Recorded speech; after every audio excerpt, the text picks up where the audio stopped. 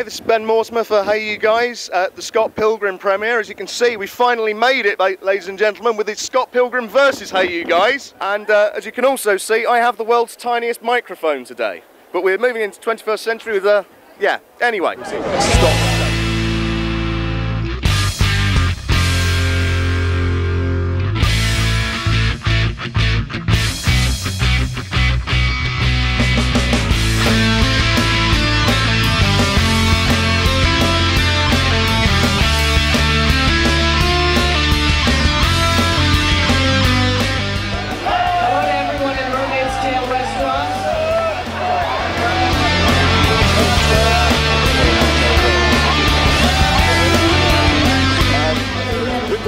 Obviously, there's a lot of crazy visual elements, sort of even down to the heart-shaped bokeh behind the on the bus, and sort of the lens flares and things like that. Was that pre-planned, or was that part of the edit?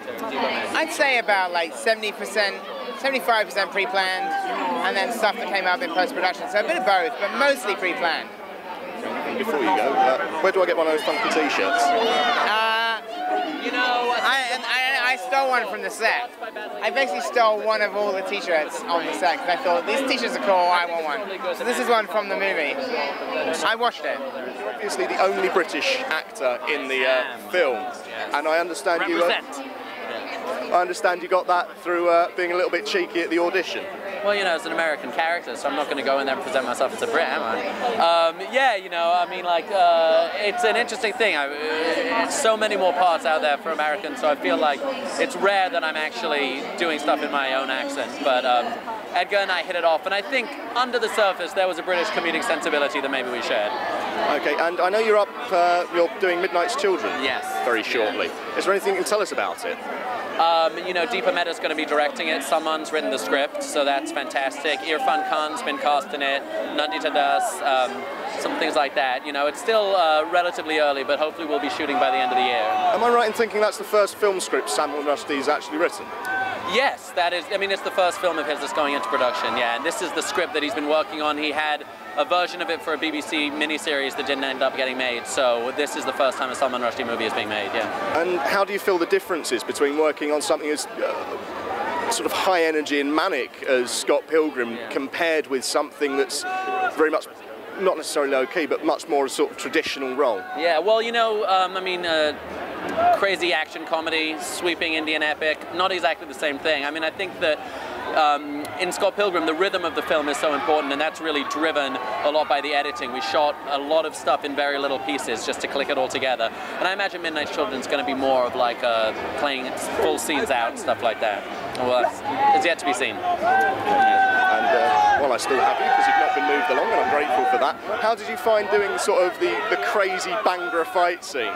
Oh, that was really brilliant. There was so much stuff to play with. It was a lot of fun, you know, and you get to do some kung fu, get to sing a song, get to do a dance. If you're going to die, it's not a bad way to go. Yeah. Thank you very much. Thanks, man. Hey. Hello. Very quickly, you're working with Simon Pegg on Burke and Hare, aren't you? You're playing. Yeah, we've finished filming it, and it'll be released in October.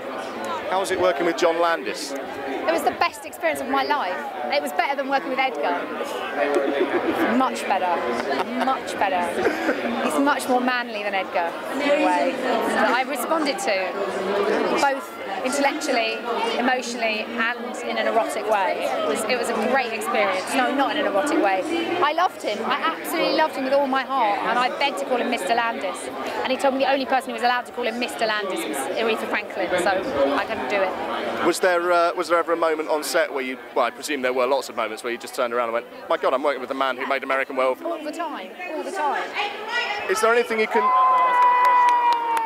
Is there any snippet of news you might be able to give us about Burke and Hare? Well, hopefully its release weekend is going to be around October 30th, October 31st. So it's going to kind of be released on that Halloween weekend. I think it's going to be brilliant. You know, I think everyone, you know, I think it's going to be funny. I don't know. I know they wanted to take it to the Venice Film Festival, but they were worried about, you know, they wanted to just basically release it. They didn't want to kind of send it to any festival, so that's a shame. But, you know, I had a lot of fun. Whatever happened, I had a lot of fun doing it. It was amazing working with John Landis and brilliant working with Circus and Peg.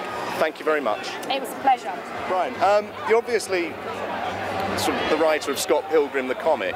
One of the things that I've been wondering about all the way through sort of reading it was how much of that was planned at the very outset, how much was sketched out before you sort of started writing it, and how much was organic throughout the process of writing the comic?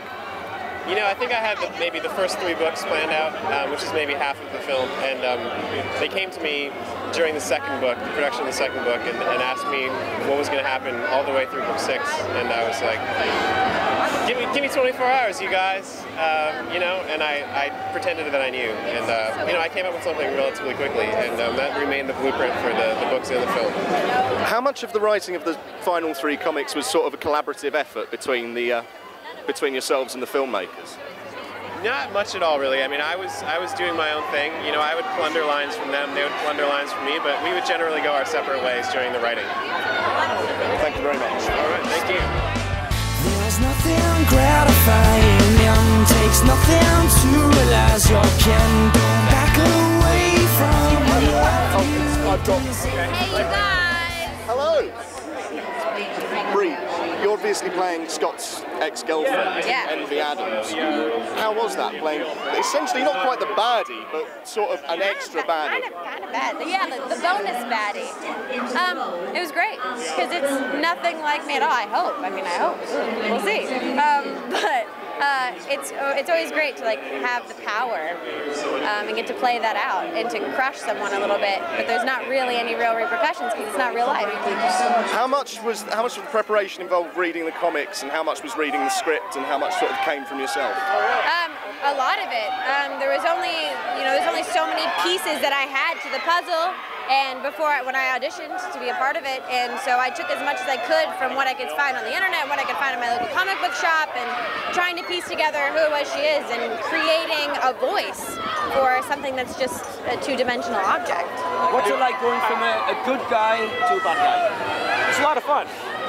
You play one, it's easier to kind of figure out how to do the other one. So it's been a lot of fun, especially getting to do it in a comedic way. Yeah. I read Hey You Guys on an hourly basis. I think you've made his day. Anna, you've obviously, this is Edgar Wright, and it's completely crazy. You've worked with Jason Reitman, who looks stunningly like Edgar Wright, and you've worked with, obviously, in the Twilight franchise. How is it jumping between the sort of different styles and the different... I mean, you know, really fun. I have a really good time doing it. I get kind of annoyed with one character for too long, so I'm sort of lucky to have a little change every now and then. There's nothing gratifying, and takes nothing